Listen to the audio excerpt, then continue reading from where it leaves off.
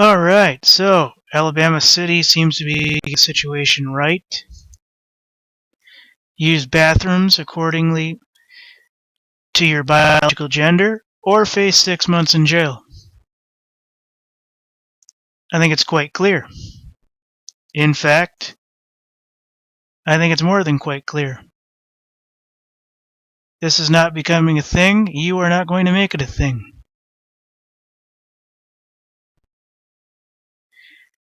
This comes from CNN. And basically, this is on the transgender situation. First off, there's not that. If they don't feel right about using the restrooms, why don't they petition to have all the poison shit coming out of the water and everything else stopped by the companies that are doing it, because that's probably the reason why they are in fact transgender, is due to some mutation or another. I'm not even trying to bash anybody.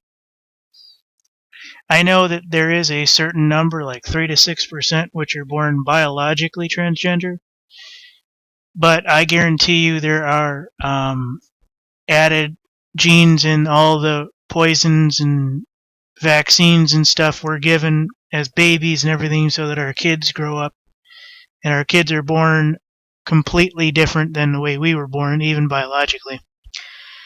So Alabama could now, anybody basically using the wrong bathroom in Alabama could now face 6 months in jail for using the wrong restroom labeled for the gender which they identify. If you're born male, use the male one. If you're born female, use the female one. It's that simple, according to these people. The Oxford City Council passed an ordinance this week saying residents must use public restrooms corresponding with their biological sex. This move came after retailer giant Target announced it would allow transgender employees and customers to use restrooms they feel comfortable with.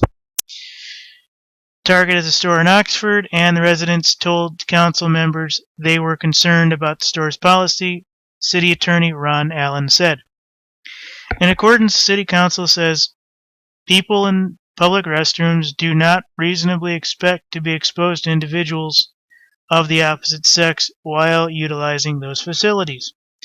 Council further asserted the single-sex public facilities are places of increased vulnerability and present potential for crimes against individuals utilizing those facilities, which may include, but not limited to, voyeurism, exhibitionism, molestation, assault, and battery, among others, the ordinance states.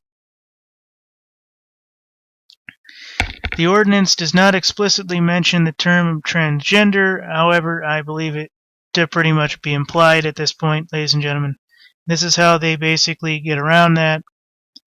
This is by CNN. BBC has done something. Basically, those violating the ordinance could face up 6 months or a $500 fine. So,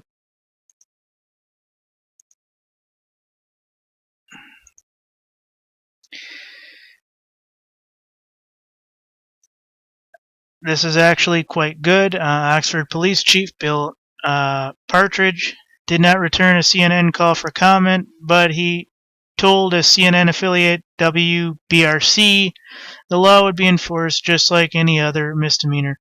A person would have to call the police to complain, and when police arrive, the officer would have to witness the crime. So there's a little room as to how this would actually apply, but the general rule is they would definitely be on notice. So after that, Partridge said the person who called in the complaint would have to sign a warrant. Oxford's new law came amid a spate of bathroom policies affecting transgender people across the country. Human Rights Campaign advocates for LGBT rights and ordinances are basically getting on this, so you could see this being under the gay agenda that Kenya doesn't want in their country. And I guarantee you it is. So, kudos to Oxford, kudos to Alabama City, kudos to all the people involved in this. About time somebody sets them the correct course.